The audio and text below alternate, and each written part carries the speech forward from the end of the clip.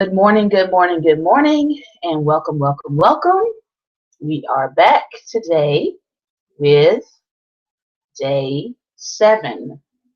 I believe I had my description mixed up a little bit on my last one, but I did correct it. And we are back today to talk about the Radical King. I'm going to take a moment and I'm going to invite some people in, and I hope that you will do the same.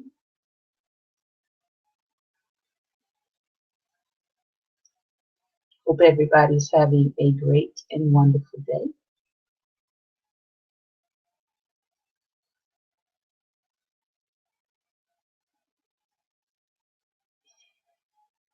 Welcome, welcome, welcome. Thank you to those who are coming in. I hope that you will swipe and invite your followers or share to a group or share to your personal page.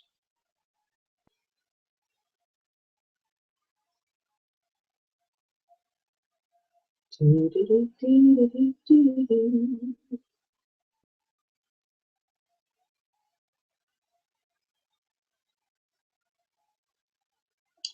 right, so I've invited a few people in to the room this morning. Again, I hope everybody is doing well. I'm going to take just a minute before I get started. And I'm also going to introduce and share with you some recommended reads before we get into our reading for today. So good morning. Say something on the screen or at the bottom, or click on the like or the heart button to let me know that you are there and you can hear clearly.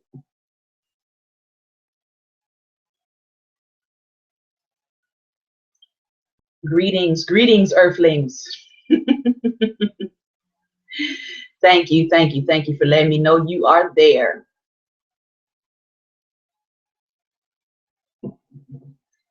All right.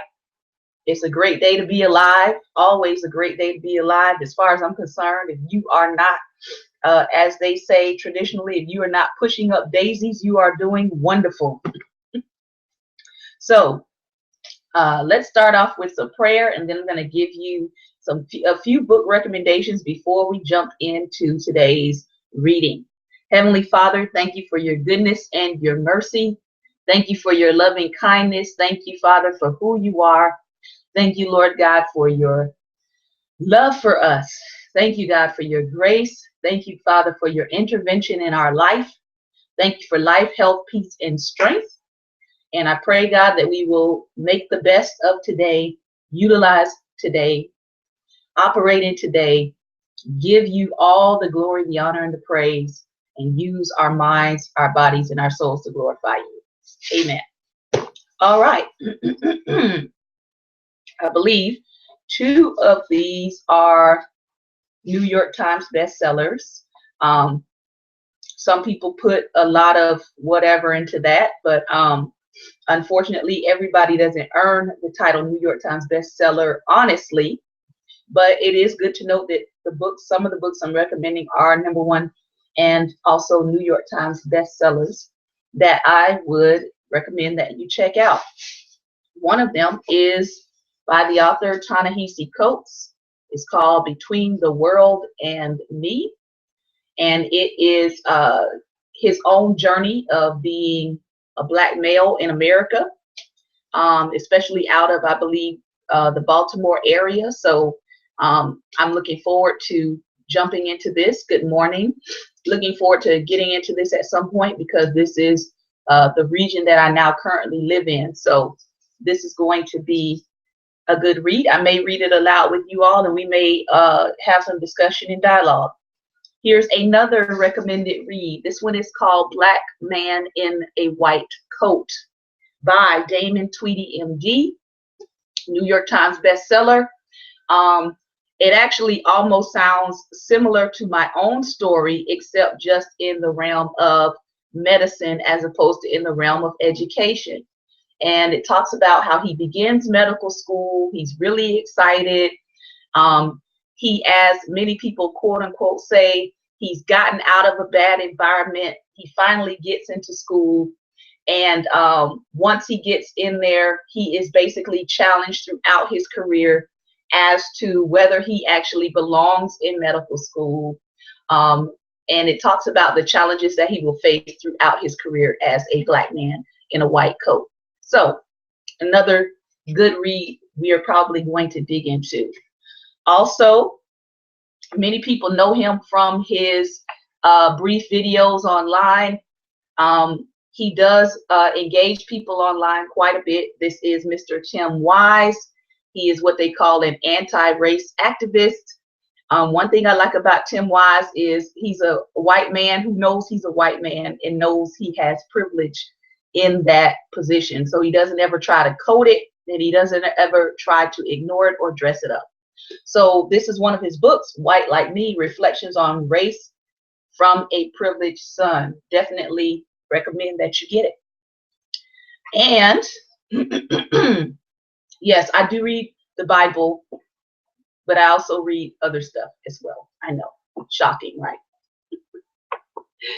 And today we are continuing on with The Radical King, which is compiled by Cornel West. And we are on the second section of Radical King. We've actually finished what we're going to read out of the first section, which was Radical Love. And now we are into Prophetic Vision, which is the second section. And today we're going to be reading from King's speech for South Africa. And he calls this speech, Let My People Go.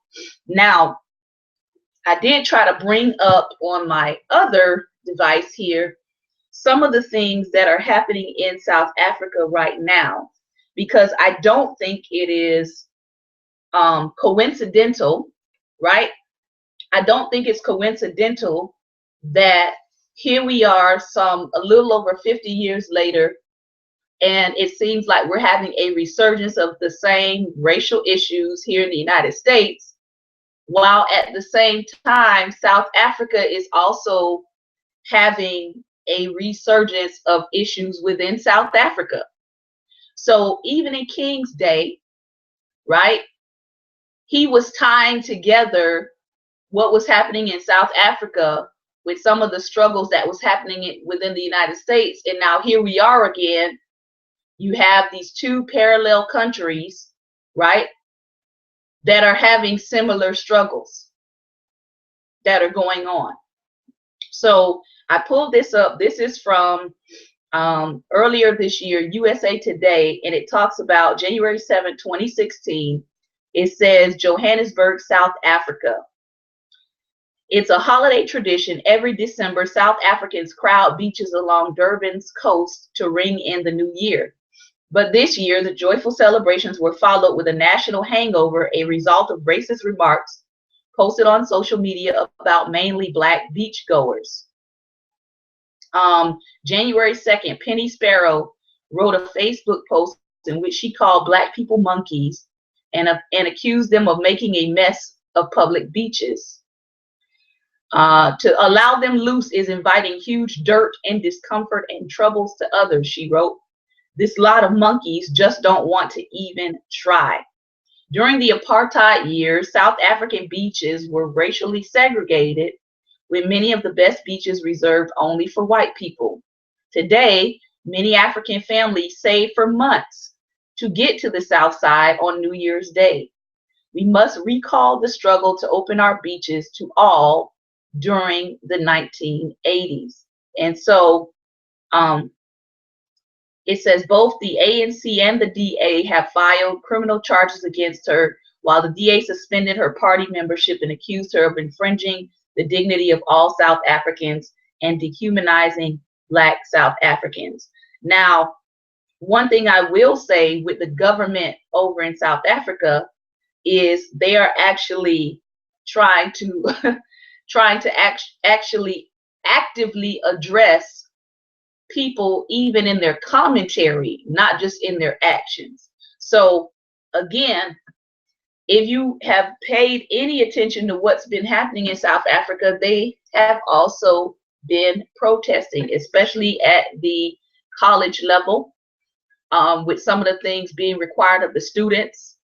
I believe some of the colleges are having issues with them trying to ban natural African hairstyles. There was also an issue with the languages being spoke, right? They were trying to get rid of the traditional languages that the people speak. And we know that when people try to come against your culture and come against your language, in essence, they're basically trying to erase parts of you, right? This is what happened with the slave trade coming into America. Culture was stolen, heritage was stolen, language was stolen. Literally, it was beat out of the people.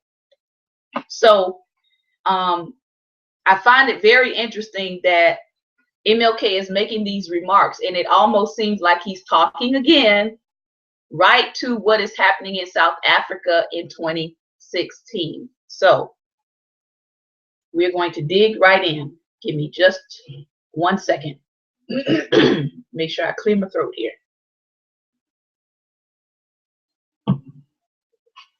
Let my people go. These remarks were made by Dr. King on Human Rights Day at a benefit speech for South Africa on December 10th, 1965 at Hunter College in New York. It was his second and most detailed speech on South Africa and called for an international alliance in opposition to apartheid. Now, apartheid, if you don't know or haven't heard of that particular term, apartheid is very similar to the racial issues that Black Americans went through during Jim Crow. Okay. Africa has been depicted for more than a century as the home of Black cannibals and ignorant primitives. Despite volumes of facts contradicting this picture, the stereotype persists in books, motion pictures, and other media of communication. Now keep in mind, here it is, 2016, and people are still thinking that Africa is nothing more than jungles, jungles, wild animals, people walking around in loincloths, women unclothed. It's 2016, and people still have that image in their mind that that's all that's going on in Africa, period. When there are certain cities in Africa that look like New York, that look like Paris, but you would never know it from what our mainstream media portrays and depicts. So when I hear Black Americans saying, oh my gosh, I don't want to go to Africa, I don't want to go, that tells me that you have believed the hype. That tells me that you have believed an interpretation of Africa that the media has given to you. That tells me that you haven't done your own research. Because if you really understood what resources were in Africa, you'd probably be saying, give me my passport and let me get over there as soon as possible. Because of the things that are open to Black America in partnership with Africa. And I'm talking about the continent as a whole. So, as he says here, there are persistent stereotypes. Persistent stereotypes. Just like there are persistent stereotypes about Black America that the media continues to push. And if you go to other countries, you will hear these persistent stereotypes. But it's not really until you leave the country that you recognize what persistent stereotypes have been pushed about Black America all around the world. Okay? So be aware that media can be used, and definitely is being used, as propaganda to either convince you or to discourage you from doing something. Africa does have spectacular savages and brutes today, but they are not Black. They are the sophisticated white rulers of South Africa who profess to be cultured, religious, and civilized, but whose conduct and philosophy stamp them unmistakably as modern-day barbarians. Now remember, again,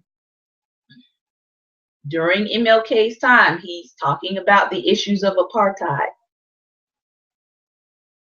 During Nelson Mandela's time, he called for peace. So if you put this in context, MLK is speaking about a system that had not yet been, quote unquote, dismantled. But even in 2016, we still see issues with this system that was never fully dismantled. Okay? We are in an era in which the issue of human rights is the central question confronting all nations. In this complex struggle, an obvious but little appreciated fact has gained attention. The large majority of the human race is non-white. Yet, it is that large majority that lives in hideous poverty. While millions enjoy an unexampled opulence in developed nations, 10,000 people die of hunger each and every day of the year in the underdeveloped world. Now, I actually went and looked up the most recent statistics on that, and it has actually increased from 10,000 people dying a day from hunger to 22,000. So we have more technology and we have more ways of creating food sources, but we have more people dying from hunger. Ask yourself, does that make sense? We have more technology. We have more ways of developing land to grow food. We have more ways of genetically creating food, but we have more people. It's more than doubled since MLK gave his number. 22,000 is a recent number. 22,000 people die of hunger each and every year in the underdeveloped world. To assert white supremacy, to invoke white economic and military power, to maintain the status quo is to foster the danger of international race war. Now again, MLK is already warned. To assert white supremacy, to invoke white economic and military power, to maintain the status quo is to foster the danger of an international race war. He also points out that a large majority of the human race is non-white. This would play into the concept of genetic annihilation, right?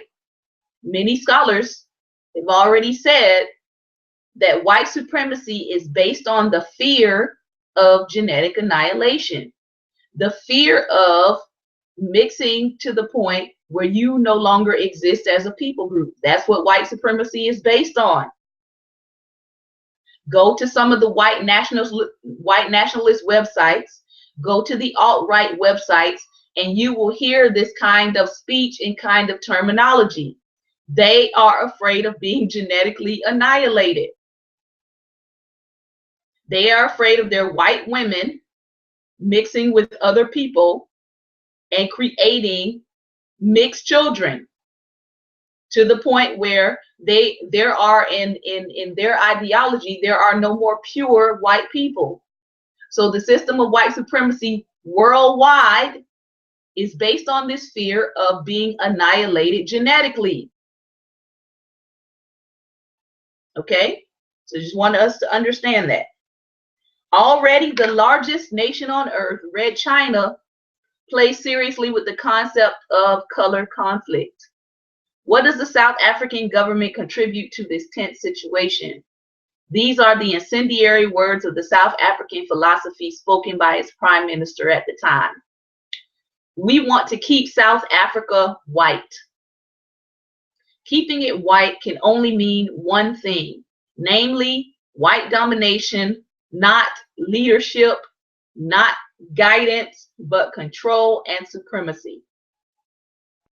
See, they were very honest back then as to what their point and what their goal was. Now, you don't have people speaking this plainly, but the plan or the goal is still there.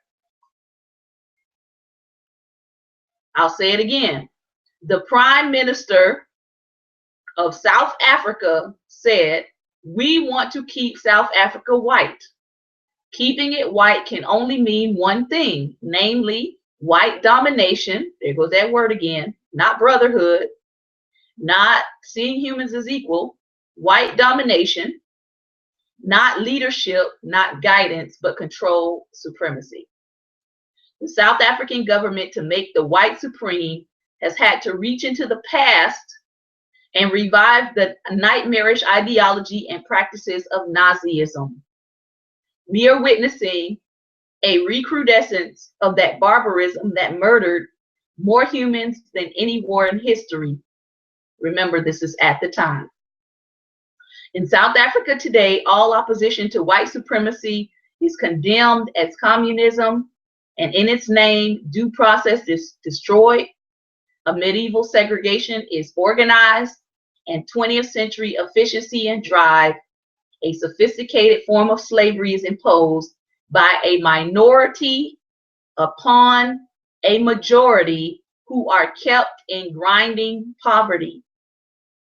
The dignity of human personality is defiled, and world opinion is arrogantly defied. So remember, he's giving you a breakdown of what white supremacy looks like. I'll say it again. Anytime you come in opposition to white dominance, white supremacy, number one is going to be condemned as communism. You're going to be seen as an enemy. Number two, due process is destroyed. That means no day in court, no rights, etc. Segregation is organized. We got to keep these people over here and these people over here.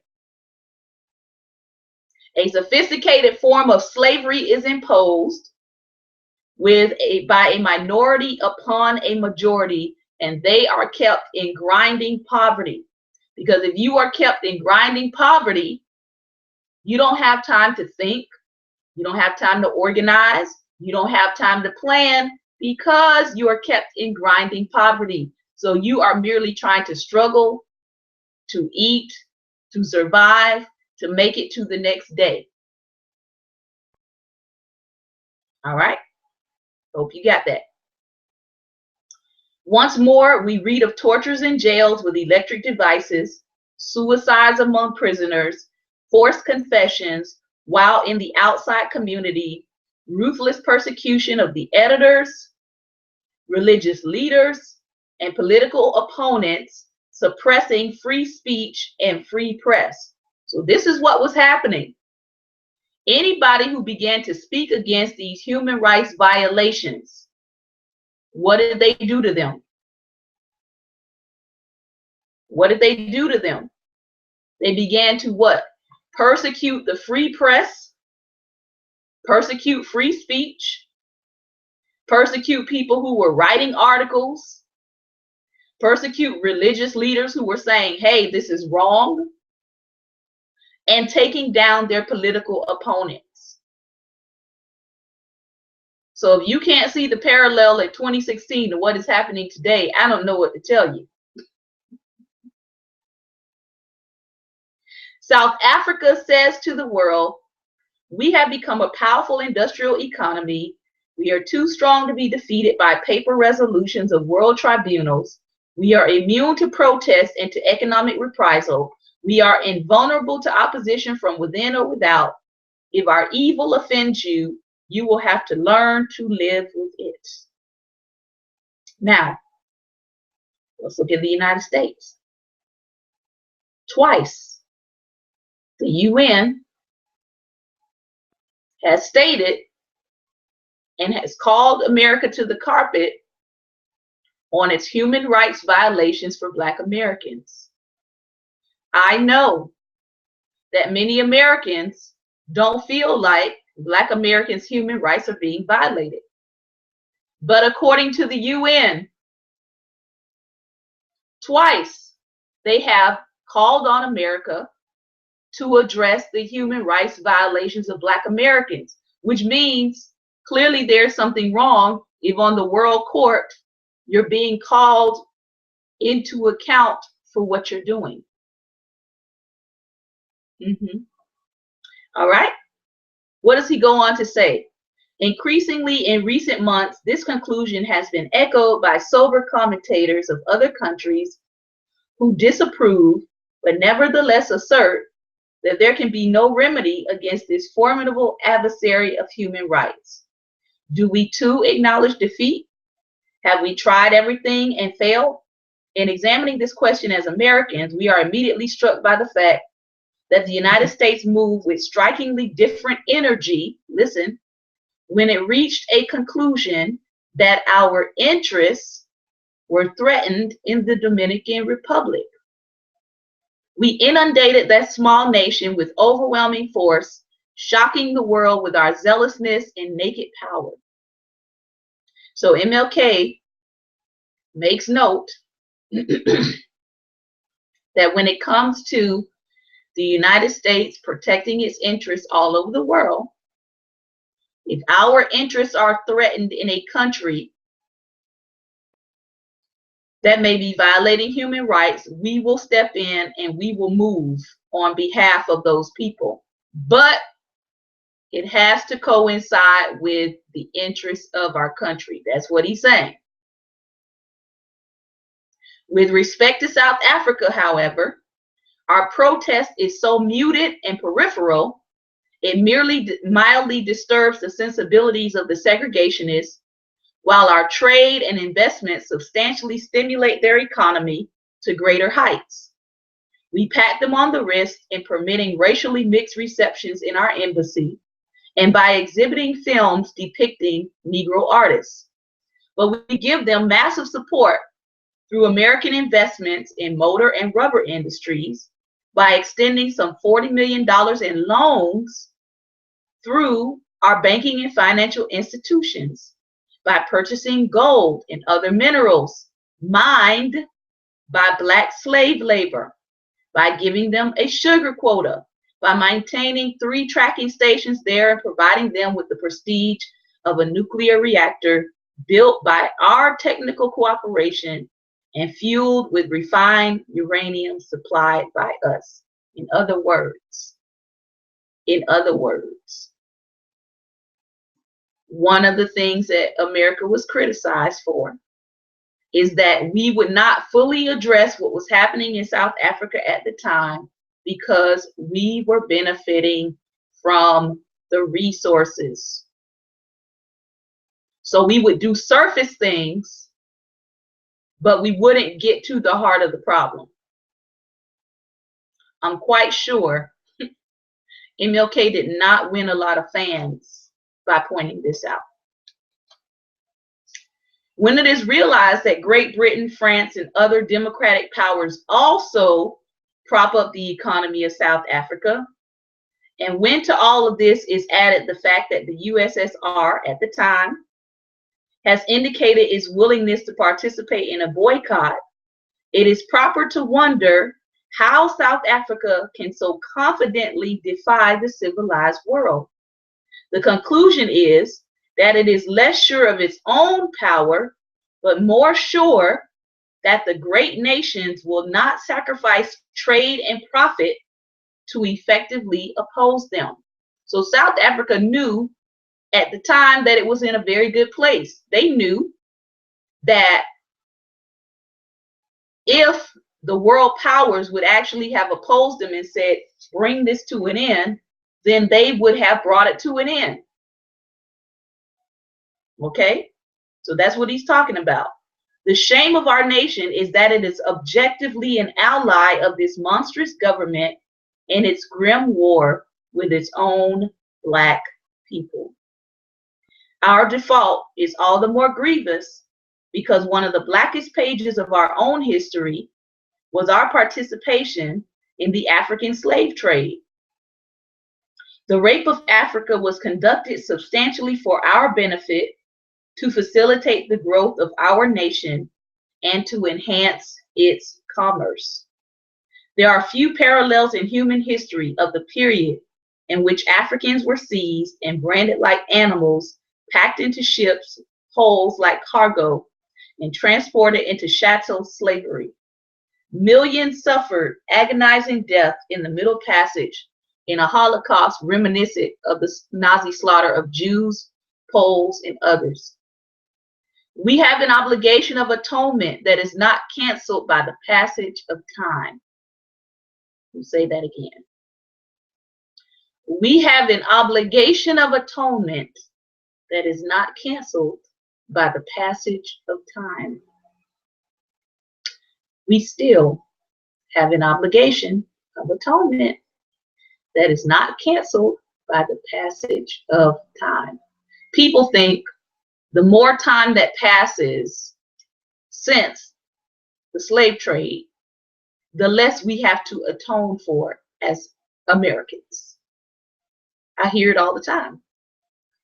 What do y'all want us to do? It wasn't my ancestors,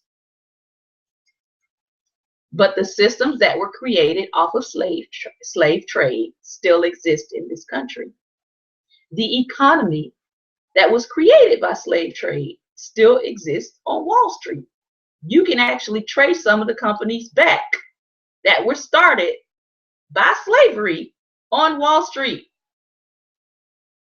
I can still trace the plantation that my ancestors lived on in Georgia. It still exists. It's now an orangery ran by the same family that enslaved my ancestors. Oh, I can trace mine back. It wasn't that long ago. So to all the people who say, well, how are we going to figure this out? Who's a slave and who's an ancestor of a slave? Listen, some of this is traceable. Ancestry.com, the Mormons have the largest record in the world for slave ancestry. It can be traced. The question is, do you want to trace it? Do you actually want atonement to happen? Because it can happen, but the question is, do we really want it to happen? Indeed, the slave trade in one sense was more understandable than our contemporary policy. There was less sense of humanity in the world 300 years ago. The slave trade was widely approved by the major powers of the world. The economies of England, Spain, and the United States rested heavily on the profits derived from it. Today, in our opulent society, our reliance on trade with South Africa is infinitesimal insignificance. No real national interest impels us to be cautious, gentle, or a good customer of a nation that offends the world's conscience. So even at this time, MLK was basically saying, if you all want to stop the abuses happening in South Africa, then pull your support, pull your economic support. Be unwilling to do business with countries that abuse human rights. Have we the power to be more than peevish with South Africa, but yet refrain from acts of war? To list the extensive economic relations of the great powers with South Africa is to suggest a potent nonviolent path. The international potential of nonviolence has never been employed.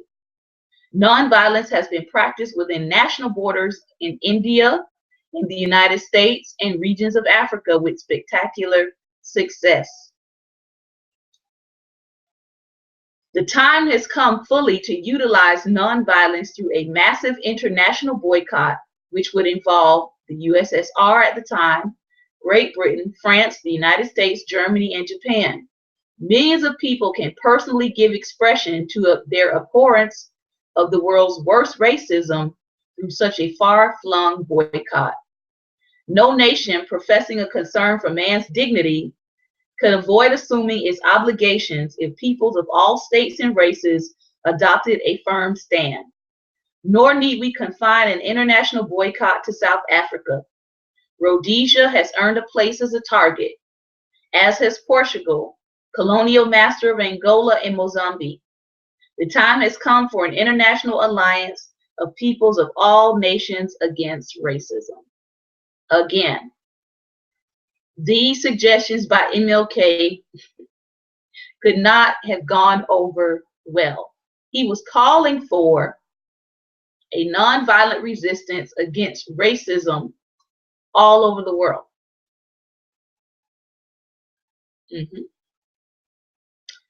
For the American Negro, there is a special relationship with Africa. It is the land of his origin. It was despoiled by invaders. Its culture was arrested and concealed to justify white supremacy. The American Negro's ancestors were not only driven into slavery, but their links with their past were severed so that their servitude might be psychological as well as physical. In this period, when the American Negro is giving moral leadership and inspiration to his own nation, he must find the resources to aid his suffering brothers in his ancestral homeland. Nor is this aid a one-way street. The civil rights movement in the United States has derived immense inspiration from the struggles of those Africans who have attained freedom in their own nations. The fact that Black men govern states, are building democratic institutions, sit in world tribunals, and participate in global decision-making gives every Negro a needed sense of dignity. Now, I will say, in 2016, there's a lot of debate about how much Africa has been silent concerning what's happening in Black America right now. I know I have seen some protests happening in South Africa in regards to what is happening with Black America, but I haven't seen a whole lot of countries speak on it or say anything. So this idea that MLK has, I would say in 2016, is now being kind of questioned. Like, with all the things happening in Black America and with the things that are happening in other countries in Africa, many people feel like it will be great if we came together, but at the same time, Africa has their own battles that they're fighting right now. So that's just something to put a plug in and do a little bit of research yourself on what are some of the challenges that Africa as a continent is facing, and asking yourself, why are they not speaking out more? Who is at the table with the leaders in Africa right now? And not just China. So, good question. The civil rights movement in the United States has derived inspiration from the successful struggles of those Africans. In this effort, the American Negro will not be alone. As this meeting testifies, there are many white people who know that liberty is indivisible. Even more inspiring is the fact that in South Africa itself, incredibly brave white people are risking their careers, their homes, and their lives for the cause of human justice. Nor is this a plea to Blacks to fight on two fronts. The struggle for freedom forms one long front crossing oceans and mountains. The brotherhood of man is not confined within a narrow, limited circle of select people. It is felt everywhere in the world. It is an international sentiment of surpassing strength. And because this is true, when men of goodwill finally unite, they will be invincible. So MLK is basically saying that fighting white supremacy, fighting this spirit that wants to hold people of color in subjection, that wants to suppress the human rights of people of color, is not just an American issue. It's a worldwide issue. Do a little bit of research and you'll see what's happening in Brazil. The Black Brazilians are having some of the same things occur that's happening in Black America, except in my opinion, theirs is worse. They're executing people in the streets, literally in Brazil. So yes, we could be talking about the struggles of Black America, but as MLK is pointing out here, people of color worldwide are dealing with this kind of suppression and human rights violations. And as he said, as people of color all over the world learn to unite against domination and tyranny, they will be invincible. Through recent anthropological discoveries, science has substantially established that the cradle of humanity is Africa. The earliest creatures who passed the divide between animal and man seem to have first emerged in East and South Africa. Professor Dart described this historical epoch as the moment when man trembled on the brink of humanity. A million years later, in the same place, some men of South Africa are again trembling on the brink of humanity. But instead of advancing from pre-human to human, they are trying to reverse the process and are traveling backward in time from human to pre-human. Civilization has come a long way, but it still has far to go, and it cannot afford to be set back by resolute, wicked men. Negroes were dispersed over thousands of miles and over many continents, yet today they have found each other again. Negro and white have been separated for centuries by evil men and evil myths, but they have found each other.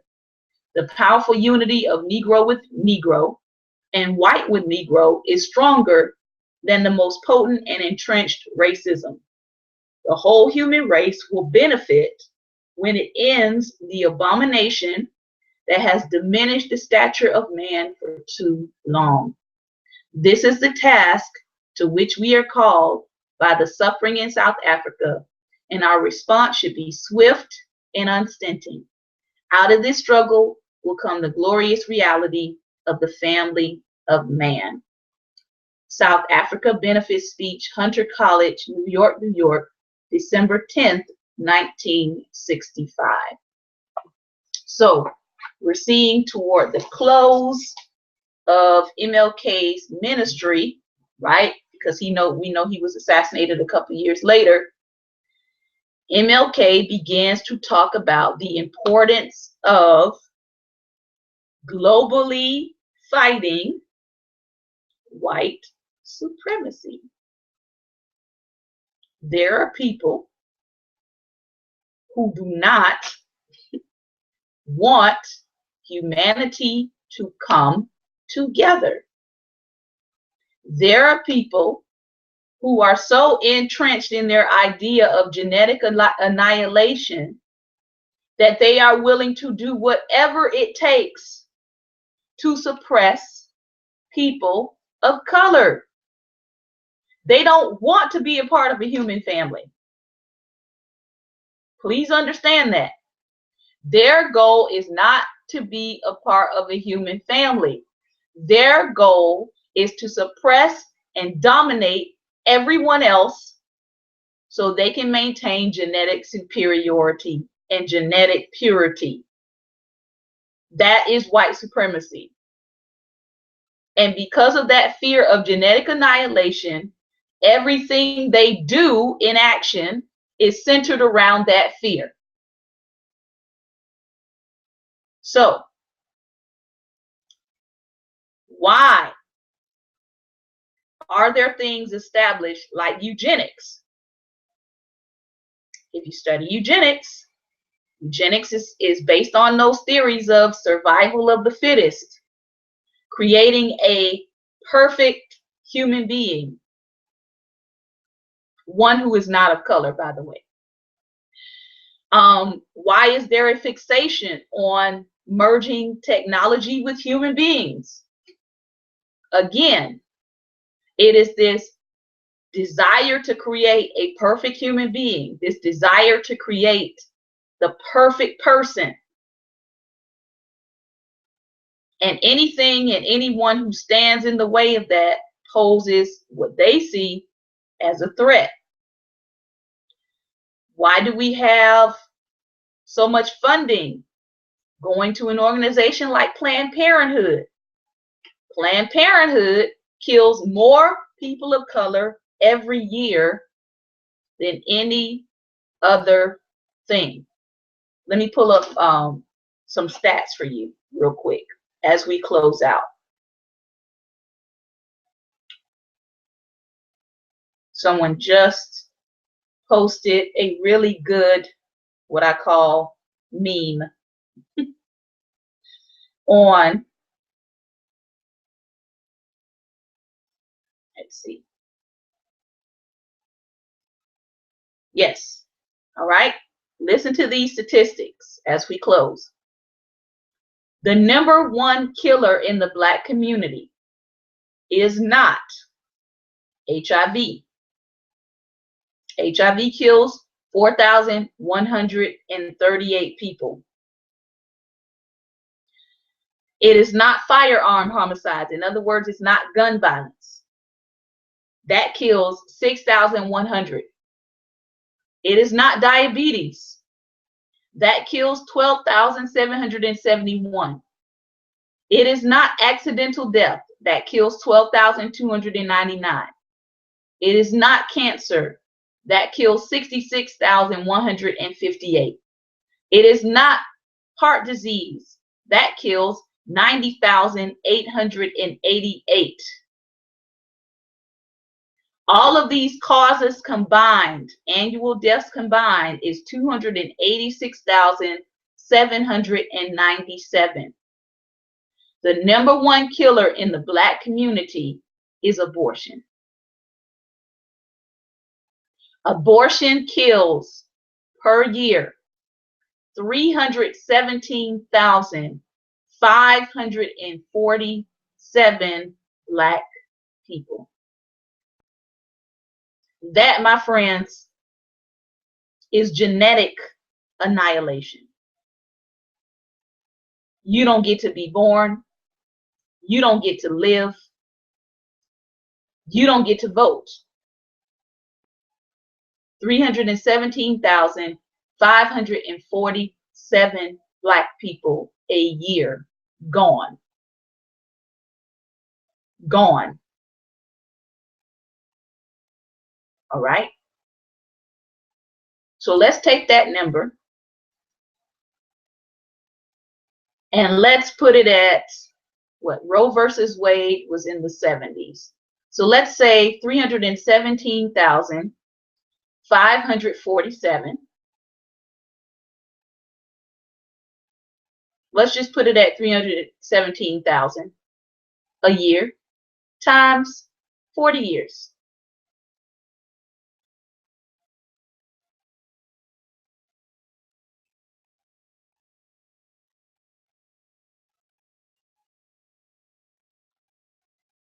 $12.6 million Black Americans dead. 12.6 million. Let's look at our current population.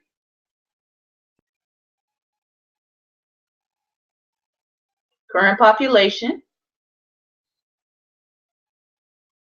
of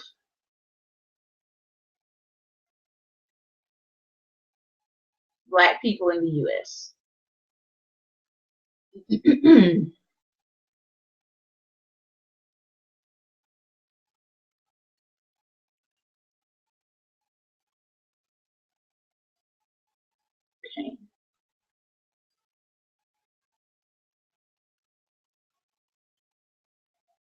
It's giving me the U.S. population by race.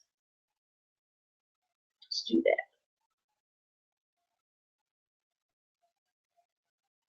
Because they're always collecting data.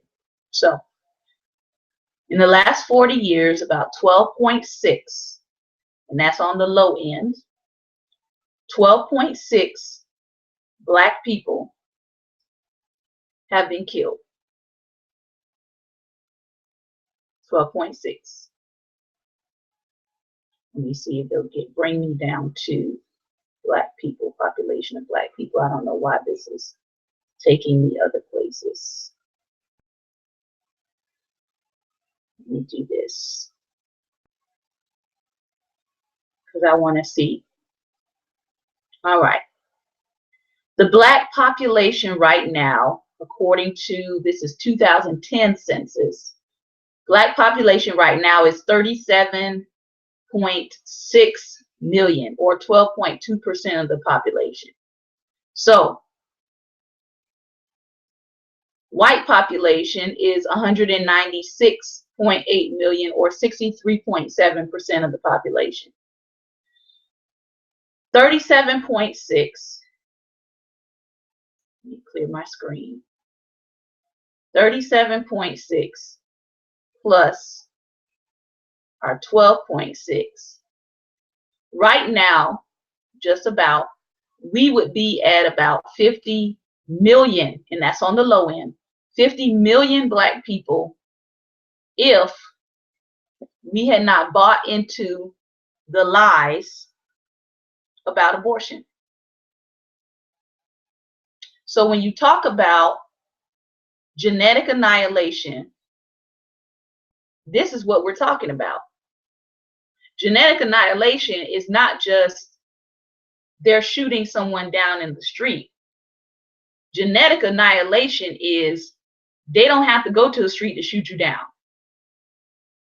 All they have to do is convince you that children don't matter in the womb and shoot you with some saline solution and inject it into you and kill off the next generation of Black Americans.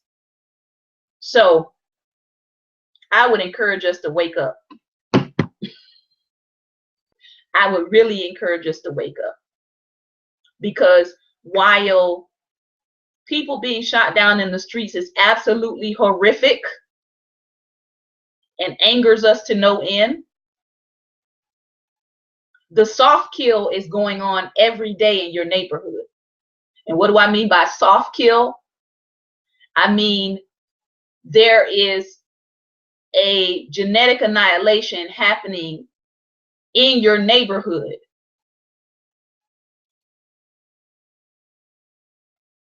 With something posing as health care, with people wearing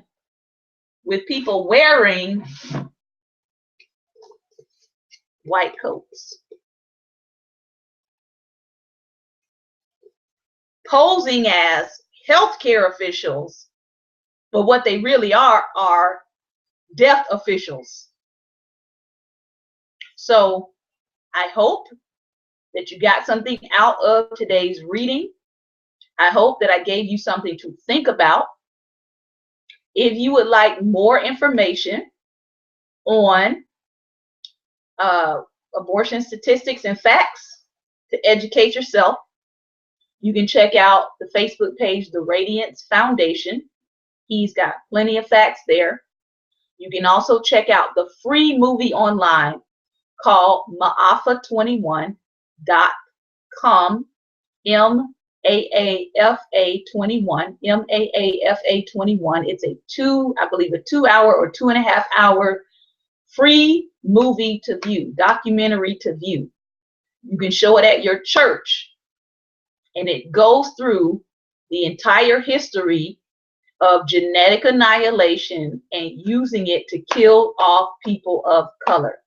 If you have not seen it, I would highly recommend that you have a movie night. We have a movie night for everything else. Have a movie night with your church. Watch the video, watch the documentary, and then have discussion afterwards about what are you going to do about this particular kind of genetic annihilation, right?